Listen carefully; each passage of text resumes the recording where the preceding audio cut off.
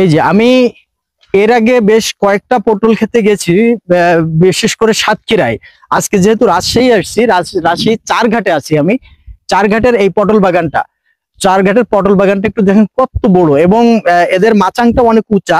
ভাই একটু নিচের দিকে যদি আমরা দেখাই, দেখেন সম্পূর্ণটা ফাঁকা। অর্থাৎ আপনি যদি নিচের দিকে দেখেন, তো নিচের দিকে দেখলে আপনারা বুঝতে পারবেন যে এটা হচ্ছে একটা পড়ে পতিত জমির মতো আর কি। বাট যখন উপরে আসবেন, উপরে আসলে দেখেন পটলের এই যে প্রচুর প্রচুর পরিমাণে পটল। এই যে পটল, এই যে পটল উপরে দেখেন, এই যে সম্পূর্ণ পটল আর পটল। এই যে দেখেন হিউজ। রোপণ প্রক্রিয়া ভালো, যত্ন নিচ্ছে ভালো এখানে। আর সব থেকে বড় কথা, এখানের মাটিটা শাকসবজির জন্য অনেক উপযোগী। আমি যেটা দেখলাম যে অন্যান্য জায়গার যে ফলন হয়, এখানের ফলনটা একটু বেশি হয়। একই সবজি চাষে এক জায়গায় কম ফলন হচ্ছে, এক জায়গায় বেশি ফলন হচ্ছে। যত্ন আত্মীয় দরকার আছে, এনারা একটু যত্ন বেশি করে আমার ধারণা।